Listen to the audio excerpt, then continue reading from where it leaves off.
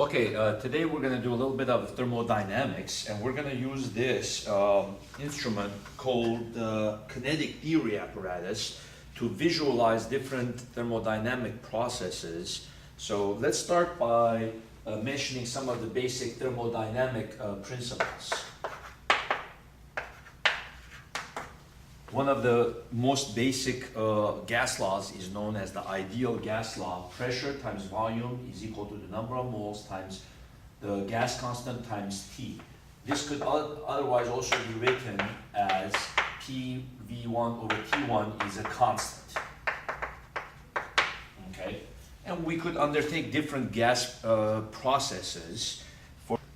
So together with these laws, we have to also realize that there is the first law of thermodynamics, heat into a gas.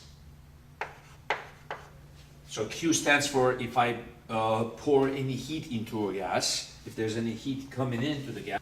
When the internal energy of the gas increases, that means the temperature increases. So this is proportional to change in temperature of the gas. Then the work done by the gas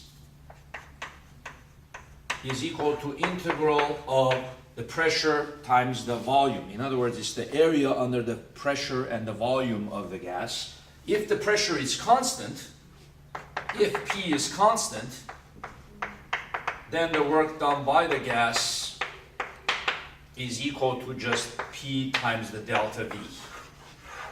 Because you don't need to integrate it, then it just becomes a product of the pressure and the change in volume. Okay, so let's put all of these together, see what we get. One of the kinds of processes that we can do is we can hold the volume. I'm going to do what's known as a PV diagram. We can hold the volume of a gas constant, okay, and just increase the pressure. Okay, how would I increase the pressure? Okay, so in other words, which one would this be? Constant volume, constant pressure and temperature. Okay, so I'm going to increase the pressure and I'm going to increase the temperature. So in other words, I'm going to go up the PV diagram.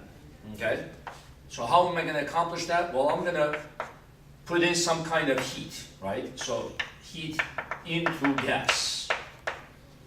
Okay, so its internal energy is going to increase. Is the gas going to do any work?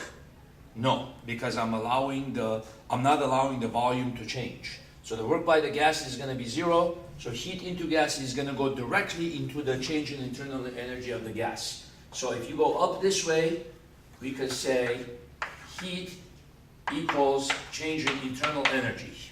Okay? So how would we do that? That would be done on this instrument by doing this. Okay, we would turn this on.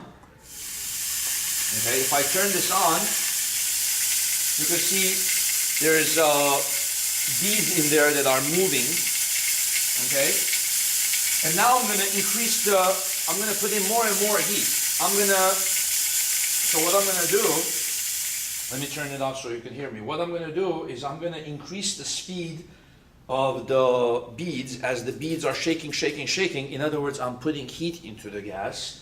And I'm going to hold the cylinder from moving. In other words, I'm going to restrict the gas from expanding. Okay, so I'm going to keep the volume the same.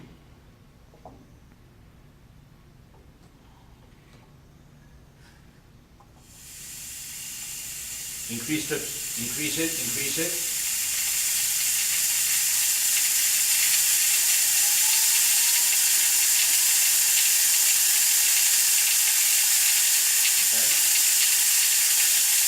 I feel it shaking here in my hand. The gas wants to go up. The gas wanted to go up, but I did not allow that. So what's going to happen to the pressure there? The pressure builds up, right? The opposite will happen if I allow the heat to come out. I put it in some kind of ice water or something. That would be like equivalent to reducing the speed. The pressure goes down.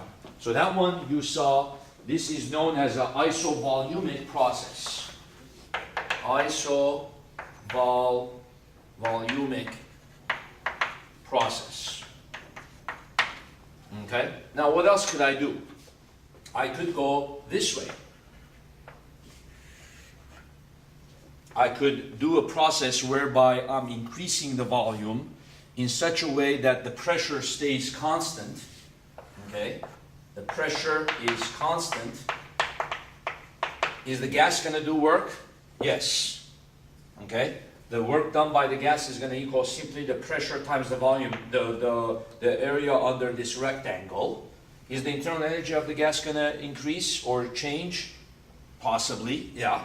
Because if you look here, under the PV over temperature, as I keep the pressure constant, what's happening here? As I keep the pressure constant, so this is Charles's law taking place here. Okay? I'm keeping the pressure constant. As the volume, as I increase the temperature, the volume is going to increase. Okay? When I'm increasing the temperature, the change in internal energy is going to increase. So the heat going into the gas is equal to both the change in internal energy and the work done by the gas, which is the area of this. So that I'm putting in heat here. Q into gas. Okay? So now what's going to happen? Okay, so let's show this one here. How would this work? This one, what I'll do to illustrate this, I'll start out like this. I'll start out with the velocity low. I won't touch anything. Okay, I'll just turn it on. Increase. I'm putting heat into the system. I'm allowing the gas to expand.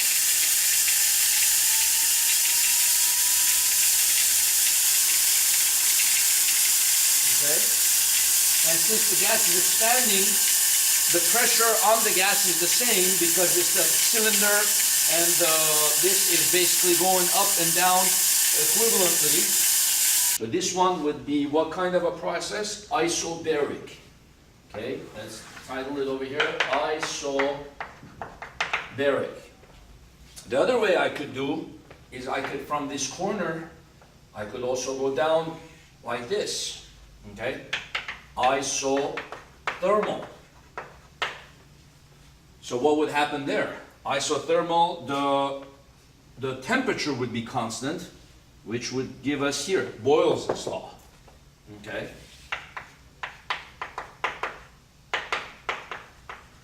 So what would happen here? Isothermal, the temperature is constant, so this one is 0. Okay. And then the heat into the gas would just be equal to the work done by the gas. Okay, over here. So Q into gas is work by gas. So how would we do this? This one, I turn it on.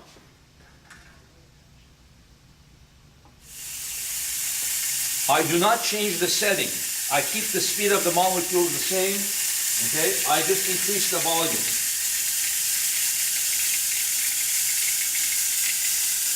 Okay, so to visualize what's happening here.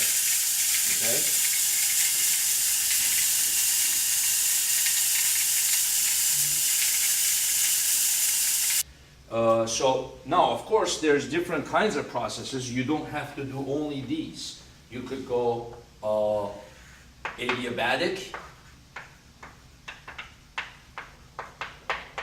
And you could go any kind of combination. It doesn't have to be one of these, okay? But for today, I wanted to focus on these three and show you the differences between the Charles' law, Boyle's law, and Gay-Lussac's law. And then there's three different processes are an application of Charles' law, Boyle's law. So which one? This one, constant volume, was the Gay-Lussac law. Okay, application of the Gay-Lussac. This one was Boyle's law, also known as isothermal, and then the one across was Charles's law, which was isobaric. Okay, so you can see when you're doing these problems, you can kind of visualize this as a mental imagery of what kind of different process that can take place. Thank you.